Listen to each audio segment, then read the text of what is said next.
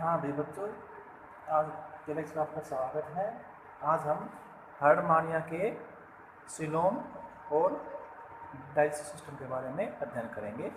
Coelom जो होता है, जैसे कि इसको हम बॉडी कैविटी भी कहते हैं, वो हार्डमानिया के अंदर डीजनरेट होती है, मतलब अपहासित होती है, और वो मुख्य रूप से पेरिकार्डियल कैविटी, गोनाड ऐसी जगह पर ही मिलती है।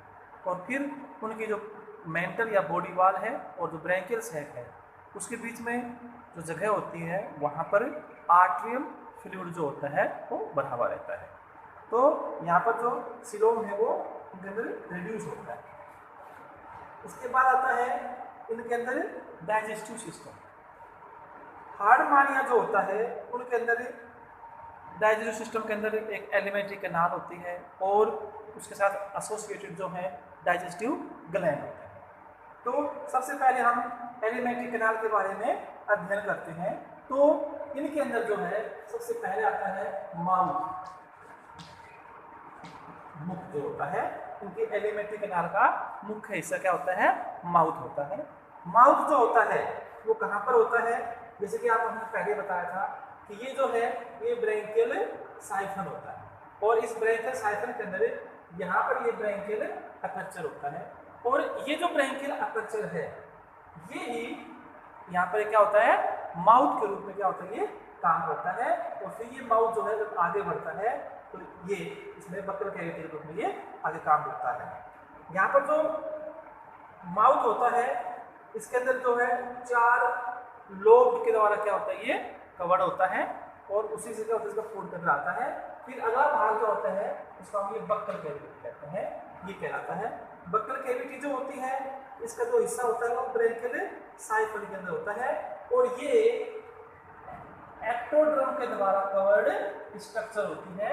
यानी कि जो एक्टोड्रम उनकी बॉडी को जो कवर करता है वो ही इन दोनों हिस्सों पर क्या होता है? वो थोड़ा सा अंदर साइड इनको कवर करता है। तो इस हिस्से को जिसको हम माउथ कहते हैं, हमारे अंदर भी ये मिलता है, उसे हम कहते हैं स्टोमोडिन, यानी कि एक्टोड्रम कवर्ड स्ट्रक्चर। और ऐसे ही ये जो आर्टियल जो साइफन है इसको हम एनस भी कहते हैं, तो यहाँ पर जो ये कवर होता है बाय एक्टोड्रम के द्वारा, इसे हम कहते हैं प्रोक्टोडीन। तो ये इसके सिंबल के रूप में यहाँ पर मिलते हैं। और ये जो बक्कल कैविटी है, इस बक्कल कैविटी के अंदर जो यहाँ पे खत्म होती है तो यहाँ पे ये स्फिंक्टर होते हैं, और ये जो स्फिंक्टर होते हैं ये इसे ब्रैंकियल अपर्चर को ओपन या क्लोज करते हैं, उसके रूप में काम आते हैं। ये काफी संवेदी होते हैं। और इन स्फिंक्टर के पीछे यहाँ पर ब्रैंकियल टेंटेकल्स जिसके अंदर उपस्थित होते हैं, और ये जो बक्कल कैविटी के अंदर ब्रैंकियल टेंटेकल्स होते हैं इनकी संख्या जो है 64 होती है। ब्रैंकियल टेंटेकल्स जो होते हैं ये 64 की संख्या में जो इसके अंदर उपस्थित होते हैं, जो कि 8 जो होते हैं काफी बड़े होते हैं, जो कि 5 मिलीमीटर जो होता है। फिर अगले जो 16 होते हैं वो छोटे होते हैं, इनकी तुलना में क्या होते हैं? वो छोटे होते हैं, ठीक है। और 8 जो होते हैं काफी बड़े होते हैं, 8 जो होते हैं वो छोटे होते हैं। फिर 16 हो गए, और 8 और 16 32, और फिर क्या होते हैं? 32 होते हैं। तो ये बहुत बड़े आकार के, ये जो छोटे, ये मध्यम, थोड़ी बहुत ही छोटे आकार के जो होते हैं ये होते हैं। जैसे इनका साइज जो होता है 5 मिलीमीटर है, तो अगला जो है वो कितने होते हैं? 8 जो होते हैं वो 2.5 मिलीमीटर के होते हैं। फिर 1.5 और फिर 0.5 मिलीमीटर, 1.5 और ये क्या है? 5 मिलीमीटर होते हैं। तो ऐसे जो होते हैं ये 64 की संख्या में जो है टेंटेकल से इसको ब्रैंकियल जो साइफन है ये यहाँ पर ये उपस्थित होते हैं। और आप ये मान लो कि टेंटेकल ये ऐसे इसके अंदर ये फैले हुए हैं जो कि एक छलनी के रूप में काम करते हैं।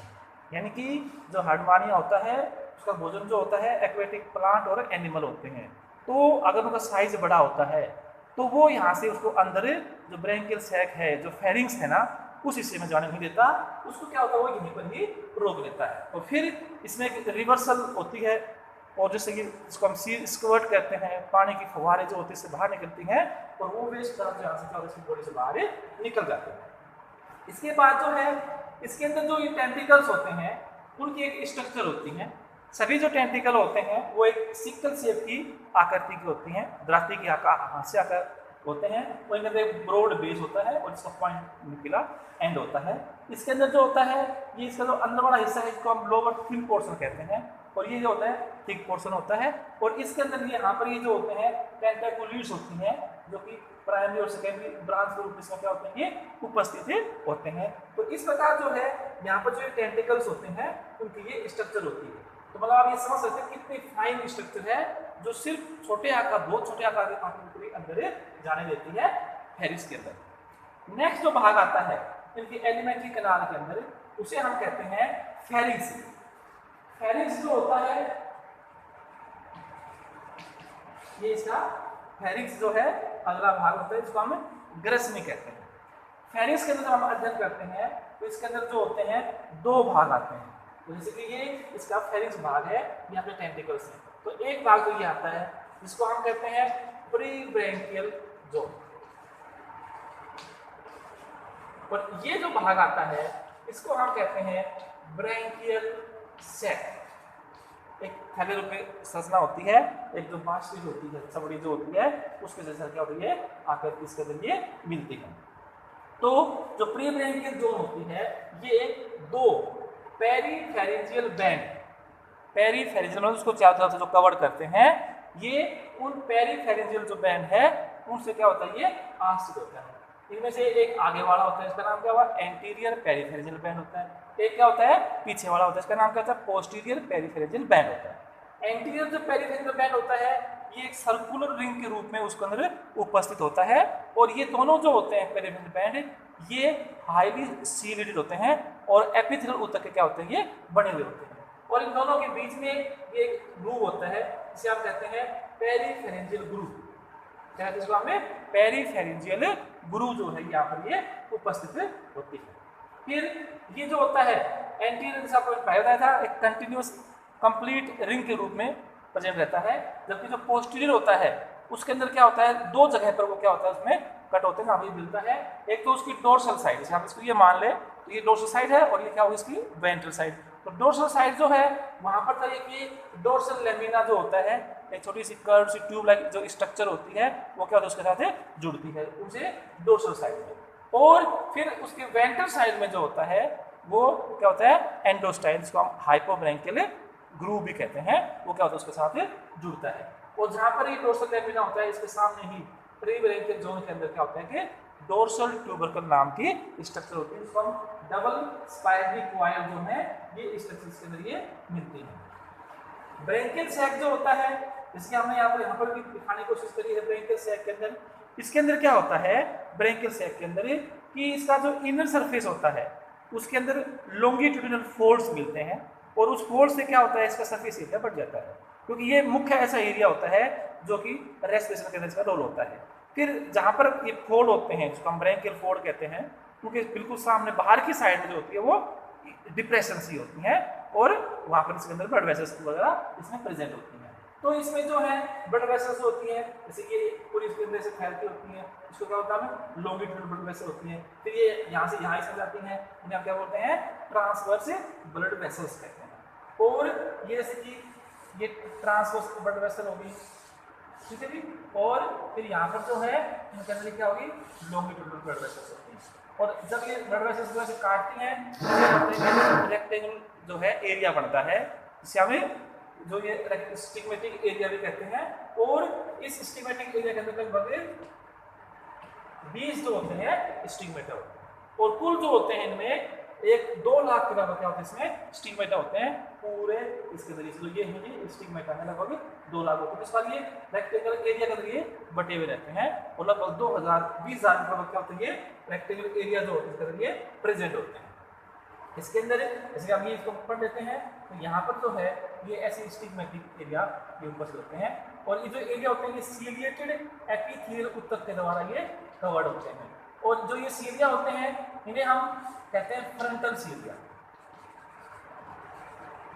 क्योंकि आपको मैंने पहले भी बताया था कि हार्डमानिया जो है वो सीलरी फिल्टर फीडर होता है, तो इसका जो भोजन होता है ये उसको पानी में स्थानता है, और सीलिया जो होते हैं उनका बड़ा महत्वपूर्ण इसमें रोल होते हैं। तो ये है, तो ऐसे जो होते हैं इनके अंदर जो होते हैं स्टिग्मेटा जो होते हैं ये प्रेजेंट होते हैं। तो ये स्टिग्मेटा होता है। इन स्टिग्मेटा के द्वारा जो होता है ये जो ब्रैंकियल सैक जो होता है आर्ट्रियम, जो इनकी प्रकार के आर्ट्रियम कैविटी होती है उसके साथ क्या होता है ये जुड़ता है। तो ये इनके अंदर ये आती है। नेक्स्ट जो आता है ये जो होते हैं ये जो ब्रैंकियल सैक है इसकी, जैसे कि हम एक डायग्राम के द्वारा आपको और समझ सकते हैं कि इनका जो ये ब्रैंकियल सैक होता है, जैसे कि आप ये मान लीजिए ब्रैंकियल सैक है और ये जो है मेंटल है। तो इस मेंटल के द्वारा ये ट्रेबेकुले नामक स्ट्रक्चर के द्वारा ये ब्रैंकियल सैक की जो आउटर वॉल होती है वो क्या होती है इसके साथ ही जुड़ी हुई रहती है, जिसे हम कहते हैं ट्रेबेकुले कहते हैं। ठीक है, और ये नॉन सीलिएटेड होती है, एक प्रकार की स्ट्रैंड है या रज्जु के रूप में कभी यहाँ पर ये उपस्थित होती है। तो ये ट्रेबेकुले यहाँ पर होते हैं। ठीक है, अगला जो है इसके अंदर आपको मैंने बताया था जैसे कि ये डोर्सल ट्यूबरकल है और एक इसमें इसकी अदर साइड में स्ट्रक्चर मिलती है, इसे हम क्या बोलते हैं एंडोस्टाइल जो है। इन दो के बारे में हम आपको और पढ़ाते हैं। अब हम पढ़ते हैं एंडोस्टाइल और डोर्सल लैमिना होते हैं। ये भी जो होती हैं हार्ड मारने के लिए स्पेसिफिक स्ट्रक्चर्स मिलती हैं। पहले हम जैसे कि एंडोस्टाइल के बारे में पढ़ते हैं। एंडोस्टाइल जो होता है इसको हम हाइपोब्रैंकियल ग्रूव भी कहते हैं, और जो एंडोस्टाइल होता है इसे हम हमारा जो थायराइड ग्रंथि जो होती है उसके जो है होमोलोगस जो है ये मानते हैं, मतलब इनसे भी जो होते हैं वैसे ही कहा जाते हैं। यहाँ पर जो एंडोस्टाइल होता है या हाइपोफेरेंजियल जो ग्रूव होता है हार्ड मानिया के अंदर, ये इनकी जो बॉडी का जो अधर साइड होती है वेंट्रल साइड जो होती है उसके अंदर जो होती है उपस्थित होती है, और ये लगभग 8 सेंटीमीटर से क्या होती है लंबाई होती है, अदर साइड में होती है।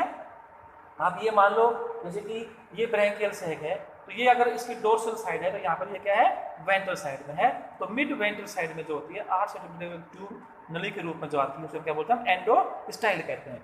ये जो एंडोस्टाइल होती है इसका एंटीरियर एंड जो होता है ये इसकी जो मार्जिनल एरिया होते हैं उनके साथ कंटिन्यू हो जाते हैं, उनसे मर्ज हो जाते हैं, और जो ये पेरिफेरल जो ग्रूव होती है ये एंडोस्टाइल की जो ग्रूव है उससे क्या करती है जुड़ जाती है।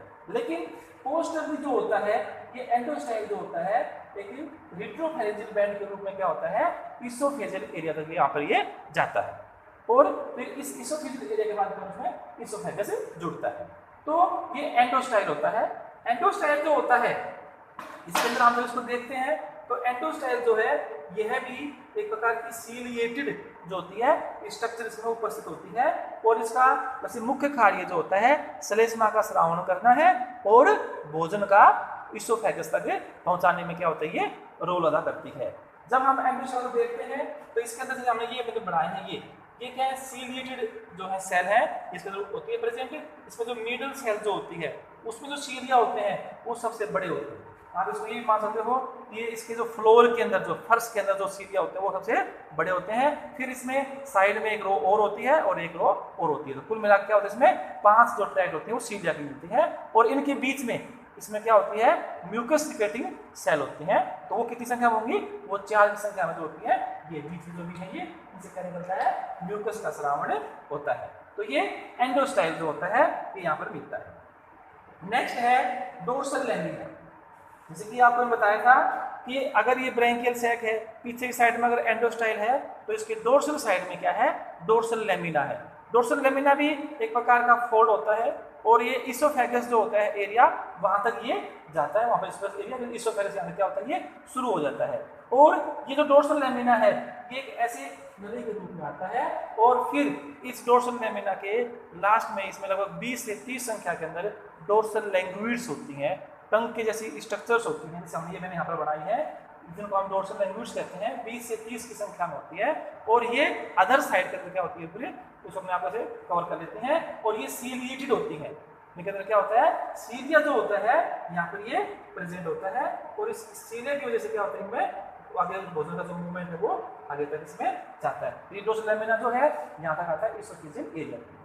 तो ये जो है ये इनका ब्रैंकियल या फेरिंक्स जो रीजन है उसके बारे में इसके बारे में आता है। नेक्स्ट जो आता है इसोफेगस, जिसको हम कहते हैं इसोफेगस यानी कि ग्रासनाल होती है।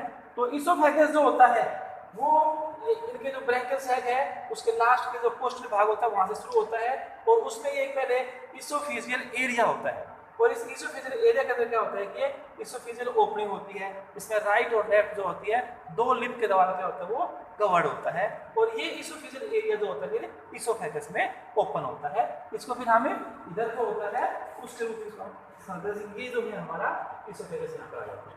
फिर ये जो इसोफेगस है तो ये हमारा इसोफेगस है। फिर अगला जो भाग होता है इसका हमें स्टोमक कहते हैं। अगला जो भाग है स्टोमक कहते हैं, इसको हमें अमाशय भी कहते हैं। तो जो स्टोमक होता है यह इनके अंदर जो होता है थोड़ा सा चौड़ा भाग होता है, ठीक है। और स्टोमक के अंदर जो होती है इसके दोनों साइड में जो होती है लीवर लाइक स्ट्रक्चर जो होती है वो प्रेजेंट होती है। इसको लेफ्ट और राइट लोब हम उनको हमें कह सकते हैं। और ये जो स्टोमक होता है स्टोमक के अंदर और आगे हम जैसे कि इंटेस्टाइन भी पढ़ेंगे उसके अंदर जो होते हैं यहाँ पर पाइलोरिक जो ग्लैंड होता है जो आगे हम पढ़ेंगे इसके बारे में भी, वो जो होता है इन दोनों के अंदर क्या होता है वो एक प्रकार की ट्यूबुलर हाइली ब्रांच होती है स्ट्रक्चर जो होती है वो प्रेजेंट होती है पाइलोरिक ग्लैंड के बारे में। फिर जो स्टोमक है उसके बाद में इसका अगला हिस्सा आता है उसको हम इंटेस्टाइन कहते हैं। इसके अंदर क्या होता है एक प्रकार के लूप के रूप में स्ट्रक्चर के रूप में मिलता है। इसमें ये डिसेंडिंग लूप होती है और क्या होती है ये असेंडिंग लूप होती है। और इंटेस्टाइन के अंदर जो होता है यहाँ पर भी जो होता है इसके अंदर क्या आते हैं वो पाइलोरिक जो ग्लैंड होता है उसके अंदर इसके अंदर भी वो प्रेजेंट होता है। और जो ये लूप बनी है इसके बीच में जो होता है ये लेफ्ट जो गोनाड है ये इनके अंदर उपस्थित होता है। फिर जो इंटेस्टाइन होता है वो अगला हिस्सा जो होता है उसको हम रेक्टम कहते हैं वहां जाता है। और ये जो रेक्टम है ये यहाँ के आने के बाद ये इसके क्लोएका में ओपन हो जाता है, यहाँ पे जो क्लोएका बोलते हैं। और ये जो क्लोएका होता है फिर ये आर्टियल एपर्चर के द्वारा क्या होता है इनकी बॉडी से बाहर निकल जाता है। तो ये जो है ये इनकी एलिमेंट्री कैनाल है। और इनके अंदर फिर क्या होते हैं दो, हमने आपको बताया था दो डाइजेस्टिव ग्लैंड भी इसके प्रेजेंट होते हैं। एक का नाम है लीवर और एक का नाम क्या है पाइलोरिक ग्लैंड होता है। लीवर जैसे कि आपने बताया था कि एक चॉकलेट कलर का होता है, बाइलोब स्ट्रक्चर होती है। और जो स्टोमक होता है उसके साथ क्या होती है उपस्थित होती है। जैसे कि हमारे अंदर भी लीवर जो होती है लोब्यूल्स की बनी होती है, यहाँ पर भी जो लीवर है उसमें लोब्यूल्स होती हैं और उनके बीच में स्पेस बचता है, उसमें कनेक्टिव टिश्यू बना रहता है। और फिर ये हेपाटिक जो वेन होती हैं उनके द्वारा जो होता है हेपाटिक जो डक्ट होती हैं उनके द्वारा जो होता है ये स्टोमक में और इसमें ओपन होते हैं। इसमें इसके डाइजेस्टिव एंजाइम होते हैं जैसे कि इसमें अमाइलेज है, प्रोटीएजेज है और लाइपेजेज भी होते हैं, ठीक है। तो लीवर के अंदर ही आता है। जैसे हमारे अंदर भी लीवर होता है, प्रोक्सिमल भाग होता है, एक डिस्टल भाग होता है। तो प्रोक्सिमल भाग जो होता है वो अब्जॉर्प्टिव होता है और डिस्टल भाग क्या होता है वो सिक्रेटिव होता है। ऐसे ही हार्डमानिया के अंदर भी मिलता है। और सेकेंड जो इनका भाग होता है उसको हम कहते हैं पाइलोरिक ग्लैंड बोलते हैं। जैसे आपको पता ही है पाइलोरिक ग्लैंड जो है एक ट्यूबुलर रेमिफाइड स्ट्रक्चर होती है जो कि स्टोमक और इंटेस्टाइन के अंदर मिलती है। और ये जो होता है ये एक्सक्रीटरी के रूप में काम करता है और पैनक्रियाज जो होता है उसके होमोलोगस होता है। हमारे बॉडी के अंदर से पैनक्रियाज अग्नाशय जिसको हम कहते हैं उनसे जो होता है वैसे ही क्या होता है इसके अंदर से भी डाइजेस्टिव जो एंजाइम है उनका स्रावन होता है। अब हम पढ़ते हैं इसकी जो डाइजेशन है उसकी फिजियोलॉजी के बारे में। वैसे तो हमने उसके बारे में पढ़ ही लिया है।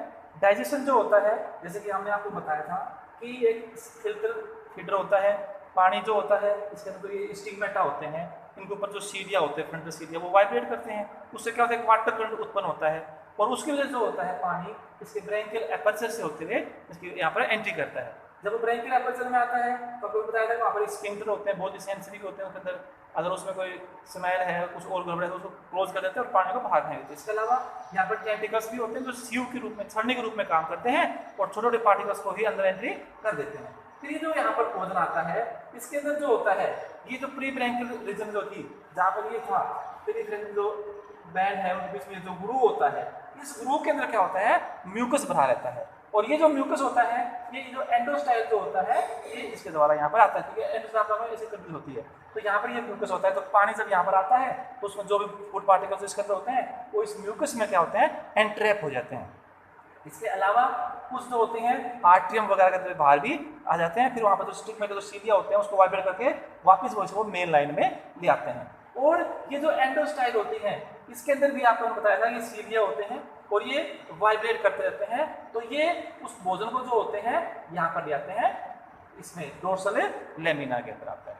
और डोर्सल लेमिना के अंदर भी आपको बता दें लैंग्वेज होते हैं और वे जो होती है उस भोजन को, अच्छा जो एंडोस्टाइल होता है ये जो म्यूकस का श्रावण करता है तो उसे कोर्ड का निर्माण हो जाता है, उससे जो भोजन वहां चिपक जाता है तो उसे कोर्ड रूपी जो होती है संरचना वो बन जाती है, और फिर वो डोर्सल लेमिना से होते हुए आ जाती है इसोफेजियल ओरिया से इसोफेगस में जाती है, और फिर जो होते हैं स्टोमक में और इंटेस्टाइन के अंदर जो एंजाइम निकलते हैं वो उस भोजन का पाचन करते हैं। स्टोमक के अंदर जैसे कि लीवर से निकलते हैं लाइपेज जो लिपिड को तोड़ देते हैं, प्रोटीएजेज और जो अमाइलेज एंजाइम जो होते हैं वो इस प्रकार निकल जाते हैं, और फिर जो वेस्ट पदार्थ जो बचता है आपको डाइजेशन के द्वारा वो रेक्टम से होते हुए क्या होता है आर्टरियल साइकिल होते हुए बॉडी से बाहर निकल जाता है। इस प्रकार इनका क्या होता है डाइजेशन होता है।